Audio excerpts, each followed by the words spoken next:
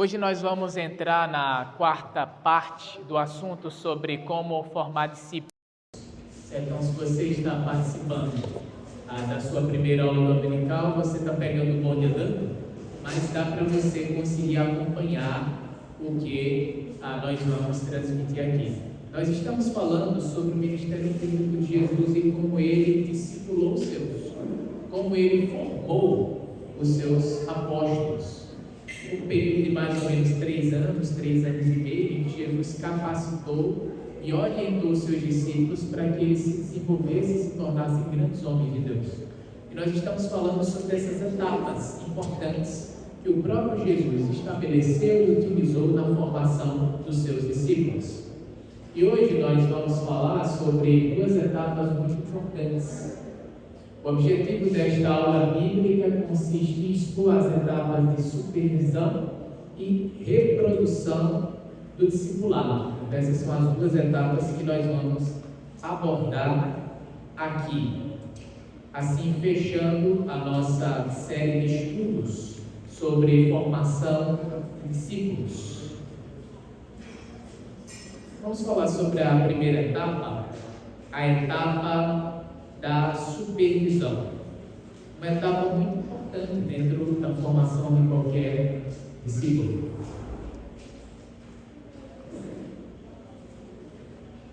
Vamos lá, acompanha aqui comigo. Cristo delegou serviços, mas não se distanciou dos seus seguidores. Ele sempre esteve disposto para ouvir, instruir e corrigir aqueles que se encontravam no caminho missionário. Por isso, os discípulos costumavam apresentar relatórios de suas atividades ao mestre. Isso aqui é muito interessante de perceber. Cristo não fazia todas as coisas sozinho. Os seus apóstolos foram envolvidos no trabalho. Jesus Cristo curava muitas pessoas, ressuscitava mortos, purificava leprosos, pregava a palavra de Deus. E os apóstolos faziam exatamente as mesmas coisas que ele estava fazendo, porque Cristo transferiu autoridade para que eles desempenhassem essas ações. Então, quando Jesus vinha com seus apóstolos e entrava numa cidade, não pense que somente Jesus fazia milagres e pregava a palavra de Deus e expulsava demônios. Os seus apóstolos estavam engajados e envolvidos nesse trabalho, porque Cristo não centralizava tudo nele. Cristo compartilhava a sua autoridade com seus seguidores para que eles fizessem o mesmo que ele estava fazendo. Mas à medida que os seus discípulos iam desempenhando as atividades de expulsar demônios, pregar a palavra do reino dos céus, purificar leprosos, ressuscitar mortos e fazer muitas atividades, Cristo estava perto, observando o que eles estavam fazendo e pronto para ensinar, orientar ou corrigir alguma coisa. Tanto é que os discípulos costumavam apresentar relatórios de suas atividades ao mestre.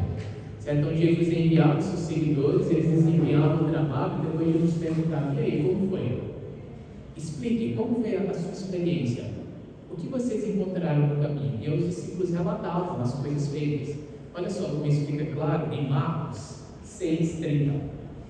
Voltaram os apóstolos à presença de Jesus e lhe relataram tudo quanto haviam feito e ensinado. Então os discípulos saíram para ensinar a palavra de Deus e fazer muitas obras miraculosas. E depois deles terminarem o serviço, eles iam contar para Jesus o que ensinaram e o que fizeram.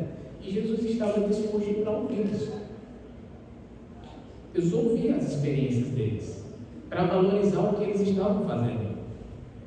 Outro texto importante que demonstra essa realidade é Lucas 9:10. Ao regressarem, ou seja, da atividade no campo missionário, os apóstolos relataram a Jesus tudo o que tinham feito e, levando-os consigo, retirou-se à parte para uma cidade chamada Betsaida. Então, outra vez, temos aqui uma ocorrência de outro relatório que os discípulos apresentaram para Jesus. Eles fizeram muitas obras maravilhosas, ensinaram muitas coisas, depois disseram para Jesus o que eles tinham feito.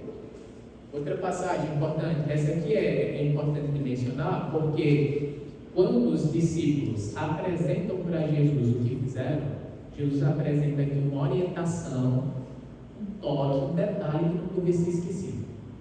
Olha só, acompanhe comigo. Lucas 10, do versículo 17 ao 20. Quando os 72 discípulos voltaram, relataram com alegria: Senhor, até os demônios nos obedecem pela sua autoridade. Então ele lhes disse: Vi Satanás caindo do céu como um relâmpago. Eu lhes dei autoridade para pisarem sobre cobras e escorpiões e sobre todo o poder do inimigo. Nada lhes causará dano. Mas não se alegrem, porque os espíritos impuros lhes obedecem. Alegrem-se, porque os seus nomes estão registrados no céu. Então, mais uma vez, temos aqui uma ocorrência com um relatório apresentado. Os discípulos fizeram trabalhos para o Senhor e depois contaram para ele o que aconteceu. Animados. Senhor, até os espíritos se submetem a nós por causa do teu nome. E aí Jesus disse: muito bem, enquanto vocês trabalhavam, eu vi Satanás perdendo, Satanás sendo derrotado. Ótimo, vocês receberam autoridade dele, serão protegidos. Mas não se esqueçam que o nome de vocês está registrado nos céus.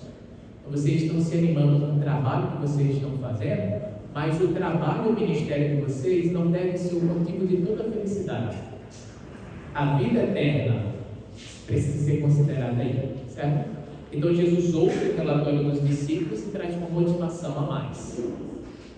Outra passagem, na verdade, um relato aqui do Coleman diz o seguinte, muito acertadamente, ele diz assim: toda vez que Cristo estava com eles, ajudava-os a compreender a razão de algum feito anterior, ou preparava-os para alguma nova experiência. Suas perguntas, ilustrações, advertências e admoestações eram calculadas para destacar aquelas coisas que precisavam saber para poder realizar sua obra, que consistia na evangelização do mundo.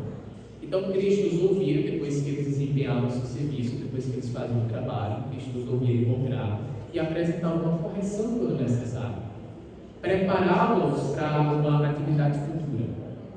Então Cristo estava aberto para ouvir, para saber quais seriam as dúvidas, para saber qual seria o ponto certo a corrigir e prepará-los para a próxima missão. Quando os discípulos, sem Cristo por perto, não conseguiram expulsar o demônio do menino, Jesus apareceu para resolver a situação e ensiná-los sobre oração e fé. Isso aqui é interessante. Os discípulos, depois que receberam a autoridade da parte de Jesus para expulsar demônios, eles fizeram isso várias vezes, de muitas maneiras. Mas teve uma ocasião em que eles tentaram expulsar o demônio do menino e não conseguiram. E eles acharam isso muito curioso. Nossa, sempre deu certo, sempre a gente expulsou demônios e não aconteceu. Mas dessa vez não deu certo. E aí chega Jesus. E aí Jesus vai lá e resolve. E aí, em particular, os discípulos perguntam para Jesus: por que nós não conseguimos expulsar esse demônio? Aí Jesus aproveita a oportunidade para dizer: olha, essa espécie de demônio é diferente. Vocês precisam de oração, não precisam de fé. Vocês precisam ter uma vida melhor de oração e uma fé mais firme para conseguir expulsar esse tipo de demônio. Então, o fracasso dos discípulos naquela atividade convidou-os ao aprendizado.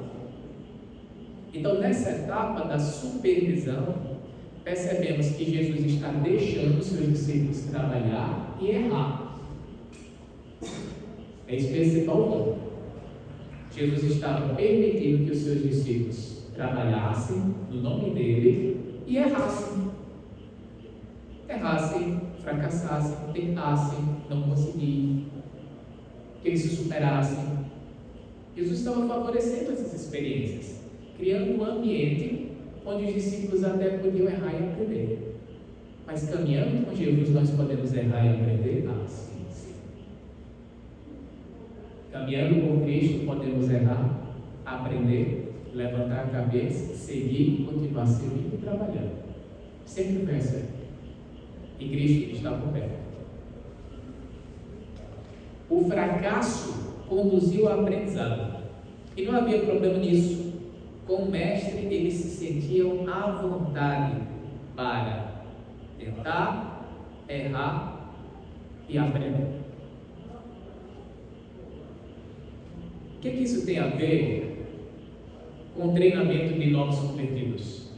Tudo. Então, novos convertidos entram na igreja. Eles querem servir a Deus. Nós precisamos dar oportunidades para as pessoas servirem. E essas pessoas vão errar? Vão errar. Porque estão aprendendo a coisa. Elas vão errar. E o que é que nós vamos fazer? Nós vamos corrigir o que for necessário, motivar para que essa pessoa continue seguindo. Assim como Jesus fez com seus discípulos. Certo? Então, a igreja, ela precisa ser um ambiente em que os novos convertidos, eles se sintam à vontade para aprender. Para aprender, para tentar, para errar, levantar a cabeça, fazer de novo e servir a Deus. Certo?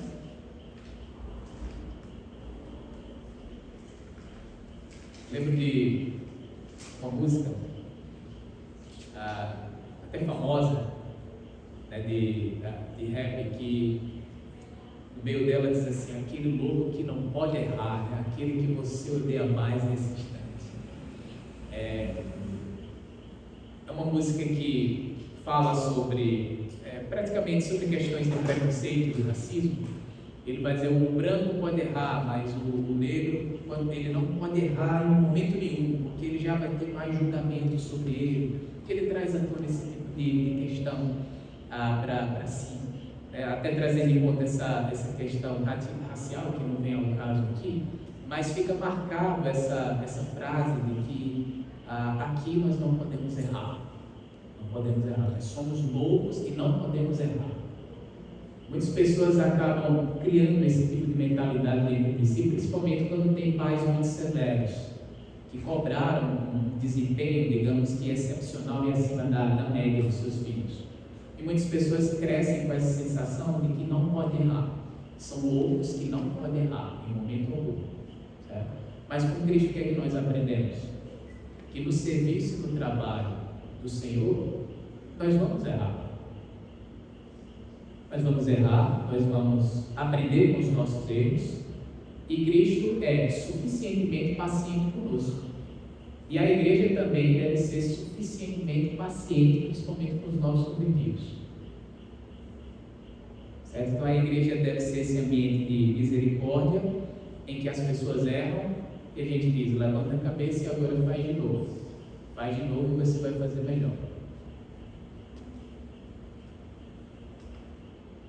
Em outras ocasiões, eventos parecidos aconteceram. Os discípulos proibiram o exorcista ambulante de libertar pessoas em nome de Jesus, mas Cristo os repreendeu e os ensinou. Esse texto é interessante. Os apóstolos eram os oficiais, eram os representantes oficiais de Jesus. Eles eram as pessoas que expulsaram demônios e faziam obras maravilhosas. Mas aí o que aconteceu?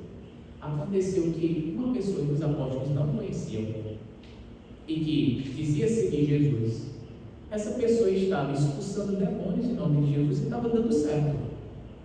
E aí os apóstolos proíbem essa pessoa. Assim: você não pode expulsar demônios em nome de Jesus, porque isso só quem faz é a gente. E aí eles contam para Jesus: olha, fulaninho ali, aquele senhor ali, ó, ele estava expulsando demônios em teu nome, nós proibimos ele. Aí Jesus disse: não era para proibir. Quem não é contra mim é por mim. Deixa ele trabalhar, não era para proibir. Então temos aqui outra menção de outro erro dos discípulos. E aí o que Jesus faz? Nesse elemento da supervisão, ele orienta e diz: olha, isso aqui não foi legal, né? Isso aqui vocês passaram do ponto. Não era para fazer, mas vamos seguir. Outro caso. Essa mesma conclusão se aplica às histórias do Senhor com as crianças e da falta de recepção dos samaritanos. Certo? Então, certa vez Jesus entrou em uma aldeia, em um vilarejo, e as mães soltaram todas as criancinhas para abraçar Jesus, né? E aí os discípulos afastaram as crianças. Diz: não, o nosso mestre não tem tempo para crianças. E aí Jesus disse: não, deixe que as minhas criancinhas, porque delas são o reino dos céus. Então Jesus repreendeu os seus discípulos, dizendo: não, quem disse que eu não gosto de criança, ou que eu não dou tempo para criança? Eu tenho tempo para ela sim. Então Jesus acaba corrigindo aquele ponto E por meio dessa correção, ele acaba explicando algo importante sobre o ministério, né, da valorização das crianças que os discípulos precisavam entender. E o outro caso, dessa vez mais chocante, é a falta de recepção dos samaritanos. O que Jesus fez? Ele estava intentando ir para Jerusalém e ele manda alguns discípulos irem na frente dele para preparar uma pousada em Samaria. E os samaritanos, quando ficaram sabendo que Jesus ia para Jerusalém, então eles não acolheram Jesus lá. Eles, Jesus pode dormir em qualquer lugar, mas aqui não dorme não. E aí dois discípulos de Jesus ficaram irritadíssimos. Eles foram até Jesus, bufando de raiva, e disseram: Senhor, você quer que a gente ore para descer fogo do céu e incendiar aquela gente? Aí Jesus, misericórdia, vocês não sabem que espírito são. E aí Jesus os repreende duramente e diz que isso e acaba os instruindo ali, certo? Então os discípulos de Jesus, caminhando com ele, erraram muitas vezes no trabalho e no serviço ao Senhor. E Jesus teve uma paciência com eles tão grande. Eu fico pensando se as pessoas que me discipularam e me acompanharam no começo da minha fé, se não tivessem nenhuma paciência comigo, talvez eu não estaria aqui. Então é muito importante que se tenha essa paciência com quem está começando a servir na obra de Deus, certo? Porque esses erros, eles vão acontecer, mas o que é importante é motivar, corrigir, orientar, para que a pessoa continue trabalhando.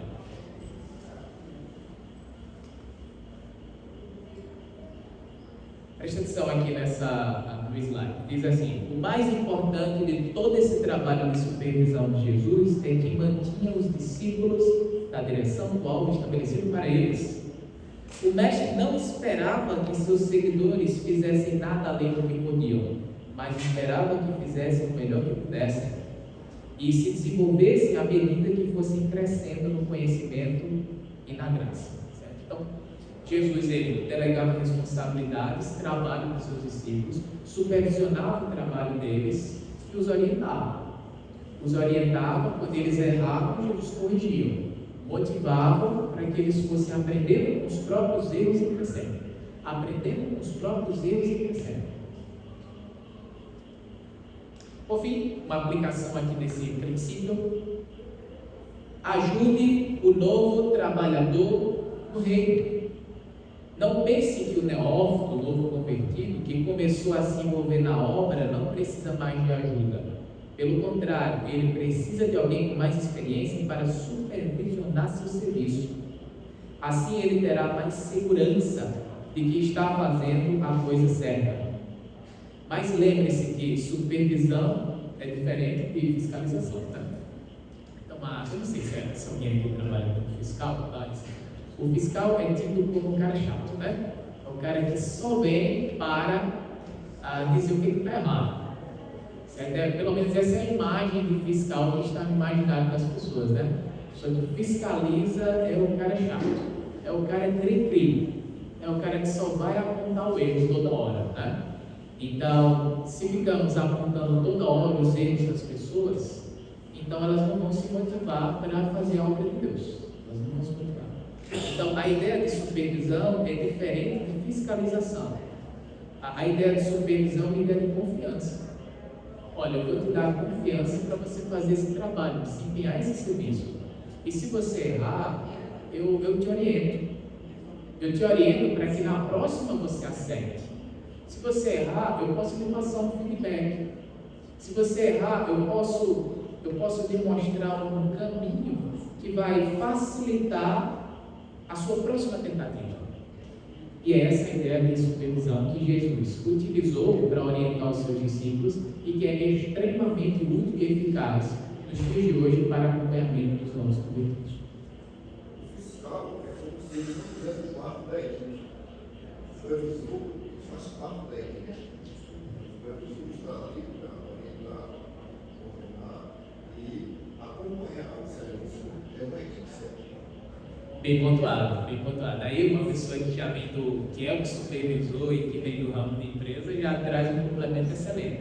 Gostei. Então o supervisor é a pessoa que está junto com a equipe. É a pessoa que conhece a equipe, que confia na equipe e que vai orientando os trabalhos e corrigindo quando necessário.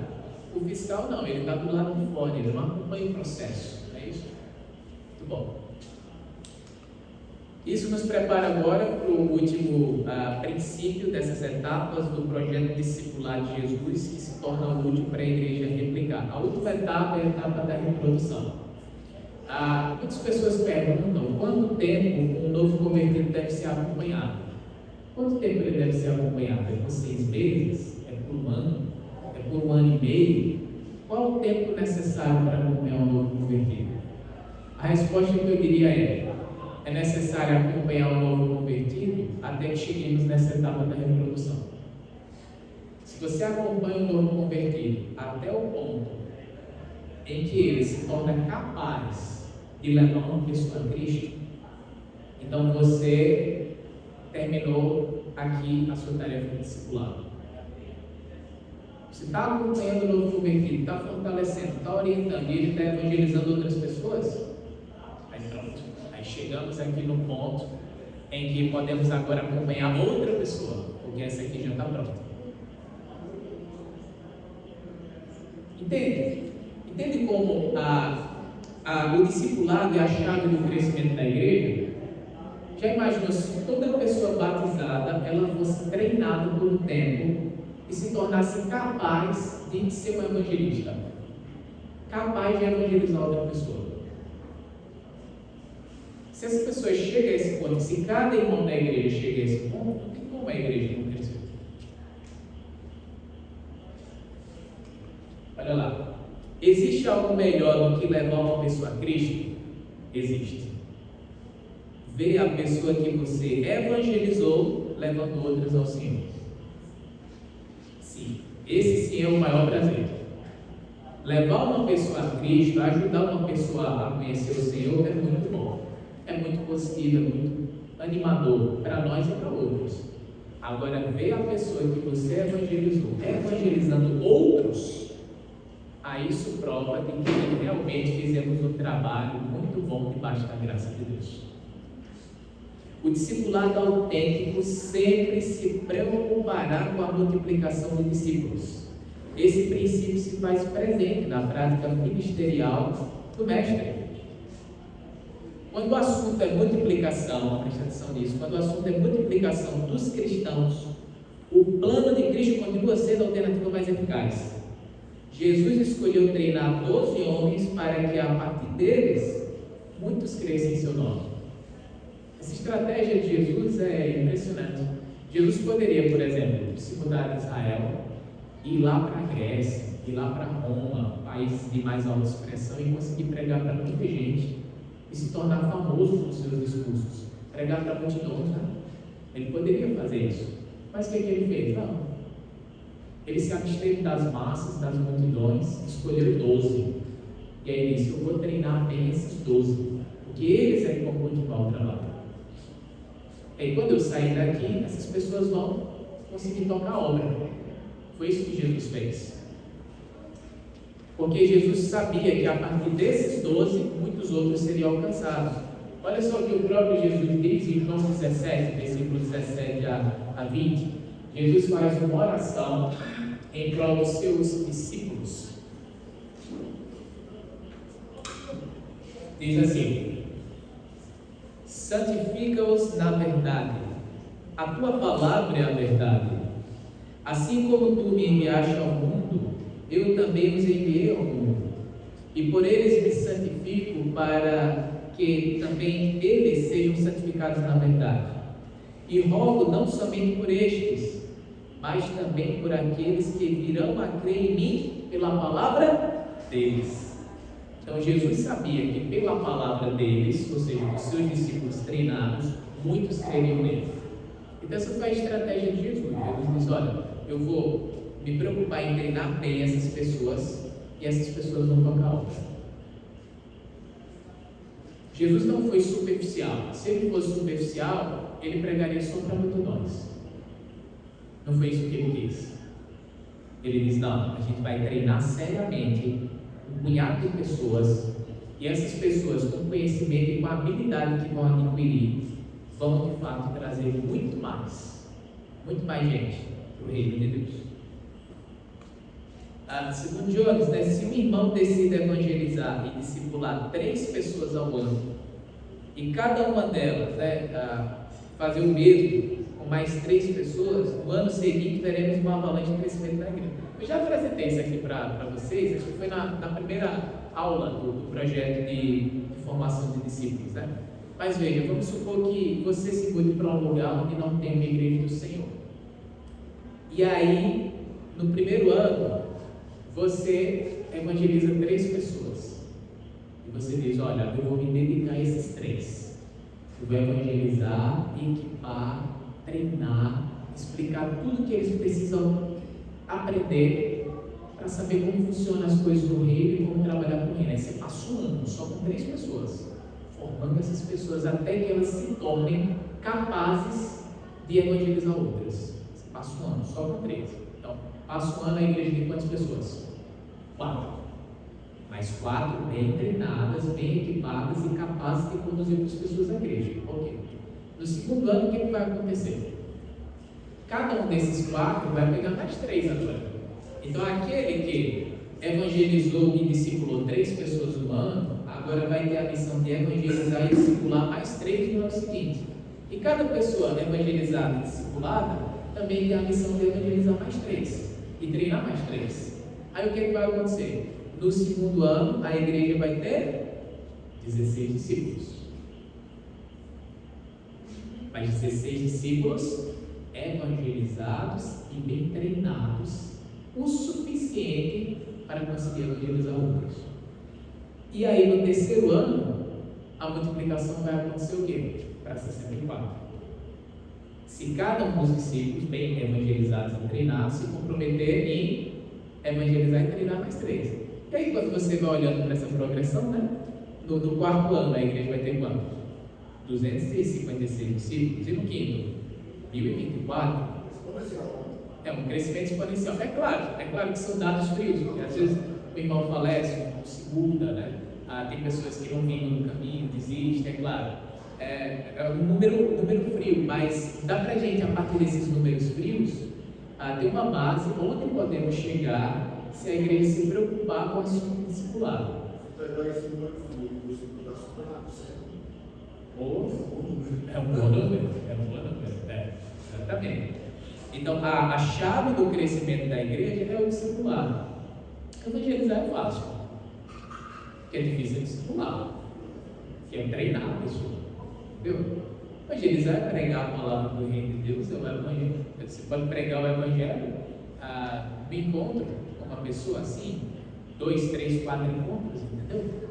Você vai evangelizar uma pessoa, diz o que é necessário para ela salvar, ela aceita, foi.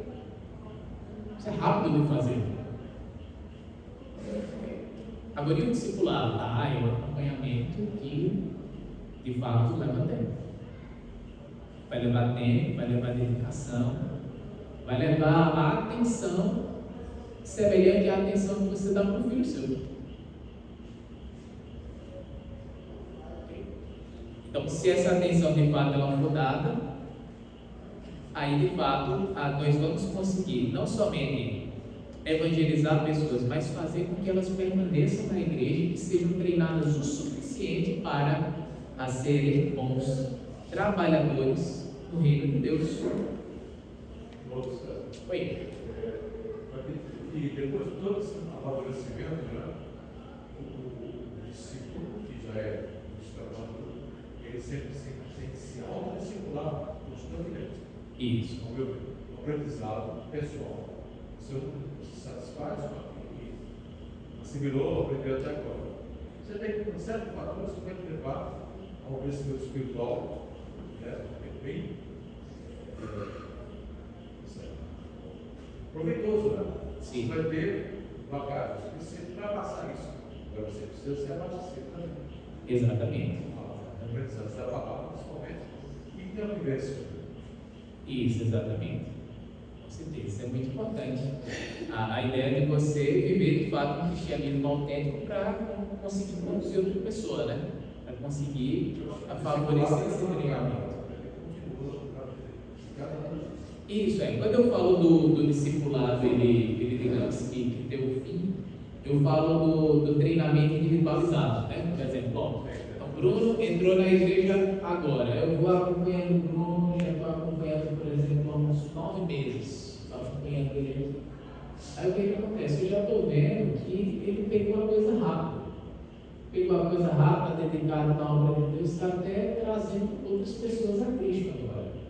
Então eu digo, rapaz, o trabalho está feito por Deus, está atuando na tua vida. Chegou outro novo convertido, Bruno 10, siga em frente, né? E aí acompanha o outro que está chegando, é nesse sentido, né? Agora, Bruno, ele vai continuar na igreja participando do processo discipulado, claro, a vida inteira, né? Como o senhor está mencionando, é isso que fala. Então, o discipulado no sentido largo, ele continua a vida inteira, mas no sentido, digamos, que pessoal, né, de uma pessoa para atender o outro, então ele tem um começo, ele tem um meio e ele tem um fim. Exatamente. Segundo Coleman, o melhor critério para avaliar qualquer trabalho de evangelização não são os resultados a curto prazo, nem o que os relatórios revelam, mas o impacto da obra na geração seguinte. Isso aqui é muito interessante, né? Por exemplo, às vezes a igreja contrata, por exemplo, um evangelista. Aí ele trabalha 15 anos em tal congregação. 15 anos. Aí depois ele sai daquela congregação. Quando ele sai, a igreja acaba. Suxente. Mas o irmão passou 15 anos lá na congregação, servindo, instruindo. Quando saiu, a igreja acabou. Então houve um erro de trabalho. Qual foi o erro? É que tal evangelista, ele passou todo esse tempo na congregação e não se preocupou em treinar ninguém. Então ele não treinou ninguém. E aí, como ele não treinou ninguém, não tinha ninguém para continuar a obra depois que ele saísse. E o que aconteceu? A pessoa sai, a congregação cuida. Então, é sempre ruim criar, digamos que essa dependência, né? A igreja, digamos que tem uma espécie de muleta sobre um ou sobre dois homens, né? Isso é muito ruim. Então a ideia é que haja treinamentos para que as pessoas aprendam, se desenvolvam e o trabalho siga, certo? Inclusive o treinamento recente que aconteceu foi do Ministério Infantil, né? Acho que já aconteceu esse ano 2 treinamentos. A gente está vendo se consegue um treinamento para o Ministério da Adolescência. Uma boa conversa com o Kaique, certo? Ele não vai fugir de mim, certo? E ele quiser separar uma data. Tivemos um treinamento de ceia oferta. A gente está buscando aprender as coisas. Treinamento de canto e regência, 2 treinamentos. Então a ideia é essa, é que a gente vá se envolvendo com esses treinamentos, vá aprendendo as coisas, para que o trabalho ele consiga fluir, ele consiga andar. Então, no ambiente onde todo mundo está aprendendo e sendo treinado, estamos construindo uma obra que ela não vai morrer. É uma obra que vai passar pelo teste do tempo. Quando você fala em relação ao evangelista como sai, né?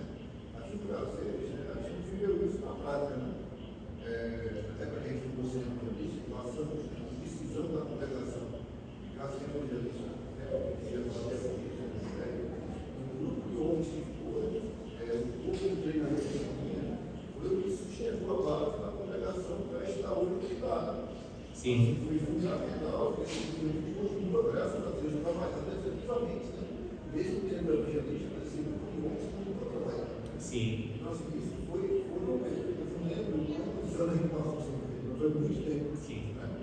Então, tinha tudo, né, para a igreja se dissolver. Primeira graça de Deus, e o ímpeto de cada um trabalhando, se estudando, aos campos e barrancos, aprendendo, caindo, levantando, isso era essa fase, né? Isso, exatamente. E você foi um aprendizado para toda a congregação, né? Sim, com certeza, isso é muito importante de notar. Então, o trabalho, ele deve ser avaliado a longo prazo. O trabalho está sendo feito agora. Por exemplo, lembra daquela imagem que eu apresentei? Imagina, por exemplo, estamos sustentando um obreiro que está fazendo um trabalho no interior. Começa uma nova congregação. Ele sustenta aquele obreiro, quando vai, pessoas cheias. Teve um ano, tem 4 pessoas nessa igreja.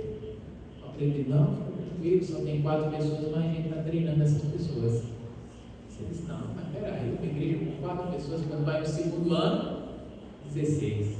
Então, deu uma melhorada. No terceiro ano, 64. Você diz, o que está acontecendo? Né? Que crescimento rápido é esse? Você fala, tá aqui o segredo. Né? O segredo é esse treinamento. Né? É por isso que é importante que as mulheres mais antigas não, qual foi? Longevas, né? As mulheres mais longevas da congregação, né? Jovens longevas, né? Busquem treinamento, capacitação, principalmente para instruir as mais jovens, né? Isso é muito importante. Assim como as mais jovens, busquem capacitação para instruir as crianças, né? E assim por diante. Então, se a gente for buscando treinamento, capacitação, aprendizado, com certeza Deus vai trabalhar muito mais por meio de nós e veremos crescimento na congregação, como já estamos vendo, né? E pode ainda aumentar bem mais. Precisamos orar para que Deus coloque em nosso caminho pessoas dispostas para investir tempo e energia no treinamento de novos convertidos. Se treinarmos adequadamente esse público, podemos colher frutos surpreendentes. Essa é a nossa missão. Já falei aqui que o novo convertido, muitas vezes ele chega na igreja com um gás muito grande, porque ele conheceu Jesus, ele agora conheceu uma oportunidade de mudar de vida, ele agora se sente uma nova pessoa, sente que agora tem Deus no coração, ele quer servir, ele quer trabalhar, ele está empolgado. Então a gente tem que aproveitar essa empolgação, dar responsabilidades para essas pessoas, para que elas se desenvolvam, para que elas errem, para que elas tentem, e a gente ajuda, orienta e deixa fazer. Deixa aí, né? E a gente vai acompanhando e capacitando essa pessoa. Essa é estimular muito isso, porque às vezes ocorre que você tem recém-chegado e começa a aparecer, né, sobressair da maneira positiva, não querendo aparecer pelo fato de aparecer. Mas você tem um elemento novo que está produzindo. E às vezes você não dá aquele apoio suficiente, às vezes critica, às vezes acha que ele está passando você, passando para você mais para você, para Deus, para Cristo, para uma data de certas pessoas. Se alguém chega aqui hoje, eu não vou me achar melhor pelo fato de ter ficado cristão em 1986, de maneira alguma. Você tem que dar um estímulo, né, motivação, e acompanhar de uma maneira amorosa, carinhosa, fraternal, para que ele possa dar mais fruto. Isso. Aí, quando você não faz isso, a tendência é voar. Exatamente. Se não tiver esse acompanhamento, os cristãos novos, eles não vão se fixar na fé, eles não vão se engajar no trabalho, certo? É claro que tem suas exceções. Você pode lembrar, tal pessoa não teve discipulado nenhum, não teve acompanhamento nenhum.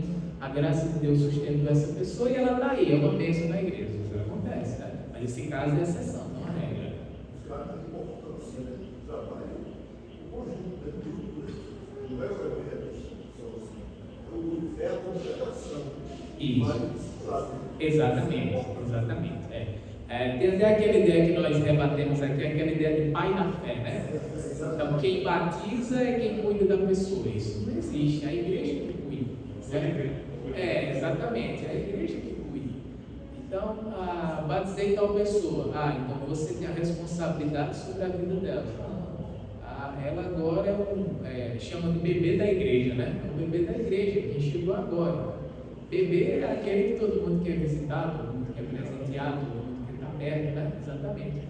Então a ideia é que a pessoa nova que chega na fé, ela agora se torna o alvo da congregação.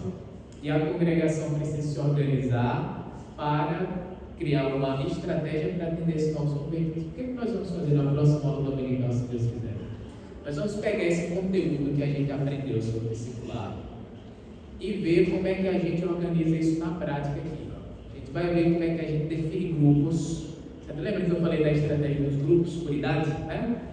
A gente vai ver como é que faz para a gente já sair daqui com ações concretas e prontas, certo? A gente precisa do quê? Precisa de um grupo do WhatsApp, criar na hora.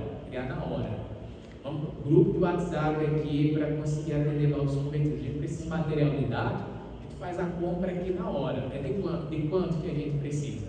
Essas R$200 para comprar, é o que? É o livro do Álvaro Pestana, Sigo Jesus, que a gente vai usar, que eu acho excelente essa obra. É esse livro que a gente vai usar. Quantos que a gente precisa? É quanto que a gente vai investir? É isso aí que a gente vai fazer. Para a gente já sair com decisões, fechar e todo mundo ficar bem orientado. Vai ser importante a gente estar analisando o livro de volta, aquela relação com isso. Tem uma congregação nisso, porque a partir dali a gente já consegue fazer esses grupos. Né? Isso, exatamente. A gente já considera isso, certo? Então, nas minhas contas, a igreja tem 53 agora. 53 membros, né? Então dá para fazer um excelente trabalho. Aquele que eu passei para você, eu fazia isso com a maravilha, né? Isso. Isso aí, eu tenho uma congregação, eu tenho uma noção, né? Isso. Depois vai ter um trabalho em cima daquela relação também, né? Tem um trabalho para a gente fazer em cima daqueles irmãos que a gente se afastava. Isso, exatamente. Então, você me deu uma ideia boa. Dar umas aulas aqui sobre resgatar o irmão perdido, né? Deu umas ideias boas. Eu vou ter que incluir algumas aulas sobre isso. Vamos lá. 2 Timóteo 2:2. O que ouviste de mim, diante de muitas testemunhas, transmite a homens fiéis e aptos, para também ensinar a outros. Né? Olha só o que Paulo está falando para Timóteo. Timóteo, olha, eu instruí você. E aí você tem a missão de instruir homens fiéis, para que esses homens fiéis passem a palavra para os outros. A palavra homem aqui no texto grego é antropos, né? Que inclui tanto homem quanto mulher, certo? Então o sentido é, Paulo instruiu Timóteo, ele passa o que aprendeu para outras pessoas e essas pessoas levam essa palavra adiante. Então é a ideia de instrução de escalinha, né? O que eu recebi, eu entrego. O que eu recebi, eu entrego. E assim por diante, né? E assim a gente vai crescendo em conjunto. Aplicação do princípio de reprodução. Siga o modelo de Jesus para reproduzir novos discípulos. Euforia para batizar não garante o crescimento da igreja. Euforia para discipular causa uma explosão de crescimento da igreja. Certo? Então aqui eu não estou querendo destacar que não devemos nos preocupar em evangelizar e batizar pessoas. Faz parte da nossa missão, é claro que a gente tem que fazer isso, mas às vezes eu vejo muita euforia para isso. Por exemplo, eu me lembro dos comentários do minha irmã, do batismo que eu vi no interior, né? Aí então a pessoa aceitou a palavra de Deus e foi batizado.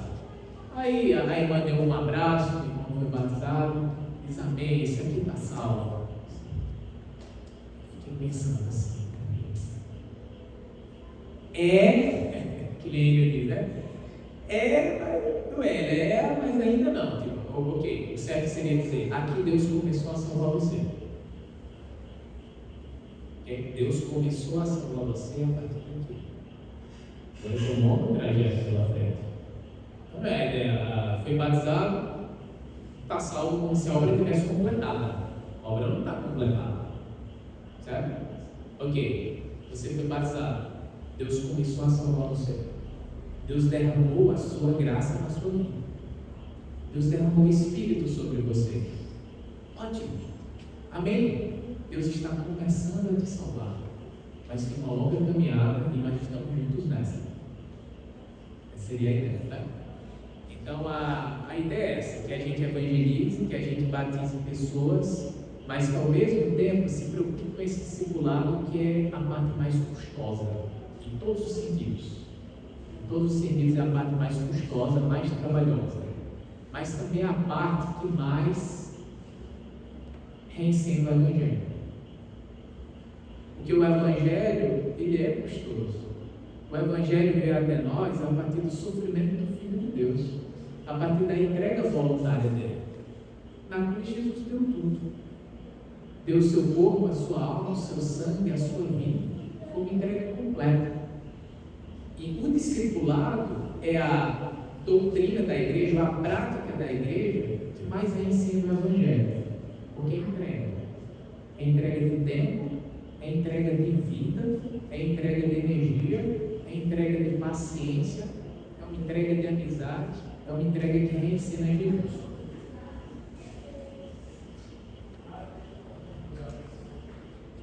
Próxima aula nós vamos, como eu disse, enxugar o que a gente aprendeu e ver como é que a gente já saiu umas coisas aqui para a gente se organizar melhor, tá bom? Fechamos a aula dominical por aqui, temos um intervalo de 10 minutos para depois retornar.